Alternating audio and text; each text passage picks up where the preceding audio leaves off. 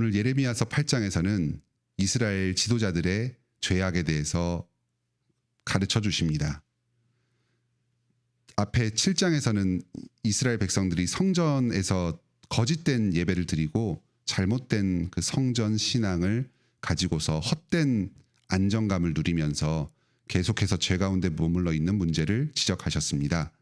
그런데 오늘은 그에 이어서 이 예루살렘의 지도자들의 문제를 가르쳐 주십니다. 7장의 마지막 부분에 백성들의 시신이 제대로 장사되지 못하고 아주 좀 치욕적인 그런 모욕을 당할 것이다. 시체가 밖으로 노출되고 각종 들짐승들이 그 시신을 뜯어먹는 그런 큰 저주가 임할 것이다. 가르쳐 주셨습니다.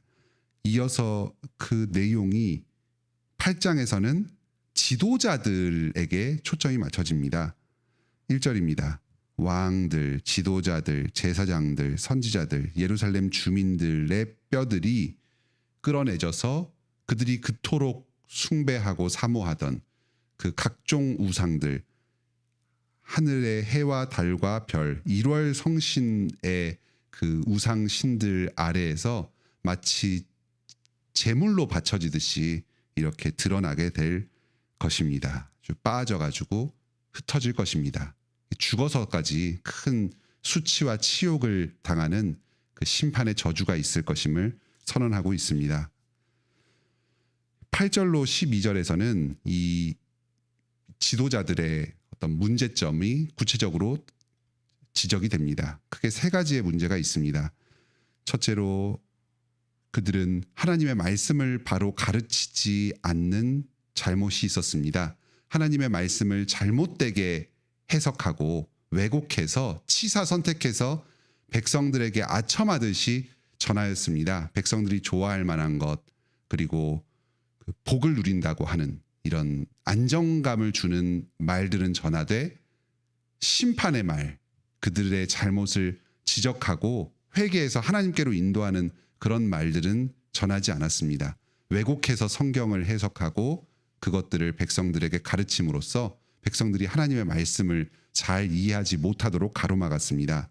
그리고 둘째로는 11절에 백성들이 지금 가지고 있는 죄악들, 이런 것들을 가볍게 이야기하면서 평강하다 하고 헛된 확신을 주었습니다.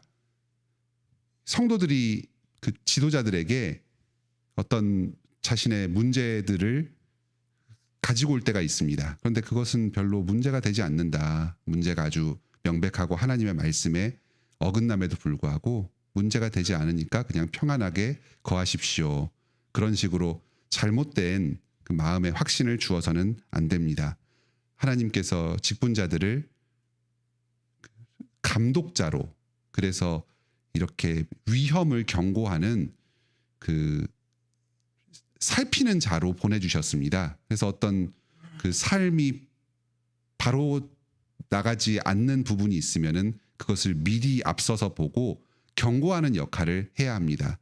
또 교회 가운데에 거짓된 사조들, 잘못된 문화들이 들어온다면 그것들을 잘 지키고 있다가 위협에 대해서 경고하고 물리치는 파수꾼의 역할을 잘 감당해야 하는데 지금 이 지도자들은 전혀 그런 역할을 감당하지 않고 있습니다.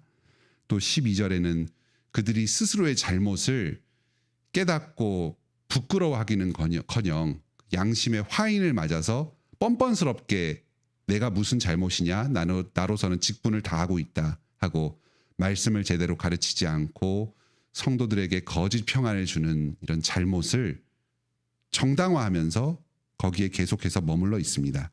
이런 여러 가지 구체적인 죄들로 말미암아서 이 지도자들은 백성들을 잘못된 길로 인도하고 그 결과 하나님의 큰 심판을 당할 것입니다. 성경을 보면 곳곳에서 하나님의 지도자들에 대한 이런 심판이 집중되는 모습을 봅니다. 하나님께서 그들에게 큰 권한을 주시고 참 백성들을 하나님께로 인도하는 아주 영광스러운 직분을 맡겨주신 만큼 그것을 잘 감당하면 하늘의 상급이 클 것이지만 그것에 대해서 소홀히 하면서 자기 역할을 다하지 못할 경우에는 더 더 큰 심판과 저주를 받게 될 것입니다. 이로 말미암아서 백성들이 저주를 당합니다. 여기 13절로 17절에서는 그 백성들이 당하는 구체적인 심판의 내용들이 다시 한번 생생하게 제시됩니다. 자연적인 소산이 끊기게 될 것입니다. 포도, 무화과 열매, 이런 농사를 지어서 때가 되면은 거두는 그 소출이 끊기게 될 것입니다. 이것들이 자연적으로 오는 것이고 또 자신의 노력으로 마땅히 올 것이라고 기대하였는데 사실은 이게 하나님께서 주시는 것입니다. 13절 마지막에 내가 그들에게 준 것이 없어지리라. 복으로 베풀어 주셨던 그 소산들이 그치게 될 것입니다. 그리고 자연이 제공되는 그 생활의 필수적인 요소들, 물이나 공기와 같은 것들, 이런 것들이 안전하게 지켜지지 않을 것입니다. 14절 마지막에 독한 물을 마시게 하심이라. 땅을 파서 맑은 샘물이 솟아나서 그것을 마시면서 생명이 계속 유지가 돼야 되는데 그 물이 써지고 맑은 물이 제대로 공급되지 않습니다. 16절에는 그 북방에서 군대가 침략해 옵니다. 단에서부터 그 기병들의 군마의 소리가 들려오고 그 아래쪽으로 쓸려 내려옵니다. 북쪽에서 오는 바벨론의 군대들을 이렇게 암시합니다. 국가의 안전, 안위 이런 것들이 하나님께서 보장해 주시는 것인데 그것이 다 허물어지고 외적들이 침입해서 영토를 함부로 하게 될 것입니다. 17절에서는 뱀과 독사와 같은 자연재해, 어떤 짐승들, 들짐승들로 인한 그 공격이 있을 것입니다. 이렇게 주님께서 자연의 질서를 안정되게 유지하고 보존하시면서 우리가 그 안에서 안전한 삶을 살도록 지금 현재 복을 주고 계십니다. 그런데 주님의 말씀을 거역하고 저주를 받게 되면 그러한 삶의 안정, 평안 이런 기반들이 모두 허물어지고 큰 화를 당하게 될 것입니다. 이런 자연의 질서를 주님께서 보존하여 주시고 복을 주시는데 사람이 그것을 거역함으로써 그 질서가 어긋나 버리는 이런 내용은 여기 앞에서 6절, 7절에서도 다른 식으로 암시가 됩니다. 우리가 주님의 말씀에 순종하고 주님을 예배하고 섬기면서 우상을 숭배하지 않는 것은 하나님께서 세우신 이런 질서 가운데에 놓여 있는 것입니다. 단순히 어떤 윤리 법칙에 국한되는 것이 아니라 하나님이 이 세상을 창조하신 그 자연의 합당한 질서에 속하여서 그것을 순응하며 살아가는 것인데 여기를 어깁니다. 규례를 알지 못하고 그 모든 자연이 공중의 학이나 산비둘기나 제비나 두루미가 합당하게 절기가 되면은 왔다가 또 때가 되면은 다시 남쪽으로 가서 추위를 피하고 하는 이러한 자연스럽고 하나님께서 질서 지으신 이 삶의 테두리 안에서 살아가야 하는데 하나님을 거부하고 우상을 숭배하는 것은 주님께서 세우신 이 질서 테두리를 벗어나는 일이고 인간이 그렇게 할 경우에 하나님께서도 그 질서를 허물어뜨리셔서 자연적으로도 큰 해악을 당하고 군사적으로도 안정을 보장받을 수 없게 되는 지경에 처하게 됩니다. 여기 마지막에 18절로 22절에서는 이러한 이스라엘의 거짓된 지도자들, 왕, 선지자, 제사장들, 서기관들 이런 사람들과 대비되는 참된 하나님의 종, 백성들의 직분자의 모습을 보여주고 있습니다. 이 선지자는 가장 먼저는 하나님의 마음으로 백성들을 지극히 사랑하는 마음으로 백성들의 지금 이 안타까운 처지를 가슴 아파하고 슬퍼하고 있습니다. 슬프다 나의 근심이여. 내가 아프고 병들었기 때문에 아파하는 것이 아닙니다. 지금 이 백성들이 영혼의 깊은 병을 가지고 있으면서도 스스로 그것을 자각하지 못하고 죽음의 길을 향해서 치달아가는 이 모습을 보고 나 자신의 영혼이 심히 쇠약해지고 병들어갑니다. 하나님의 말씀을 가르쳐도 듣지 않고 계속해서 어긋난 길을 가는 이것이 이 선지자를 너무나도 가슴 아프고 안타깝게 합니다. 이렇게 부릅니다. 딸, 내 백성아. 딸아, 내 딸과 같이 소중한 존재야. 이것은 하나님의 마음이면서 이 하나님의 마음을 닮은 선지자의 마음입니다. 이렇게 하나님께서 채우신 참된 목자는 이 백성을 지극히 사랑합니다.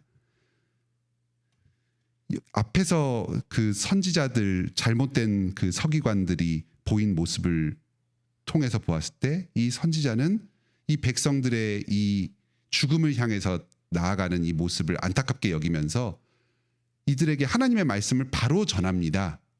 설령 스스로가 욕을 먹고 미움을 당하는 일이 있다고 하더라도 이 백성들을 이 죽음의 길에서 끌어내기 위해서 계속해서 바른 말로 경고를 합니다. 이것 자체가 이 사람에게는 큰 고난을 가져다 주지만 내가 고난받더라도 나의 이 바른 말씀의 전파로 말미암아서 백성들의 영혼이 각성할 수 있다면, 죄로부터 돌이킬 수 있다면 얼마든지 내가 고난받겠다 하는 심정으로 하나님의 말씀을 바로 전합니다. 22절에 이 길앗 지방에 유향이 있었던 것 같습니다.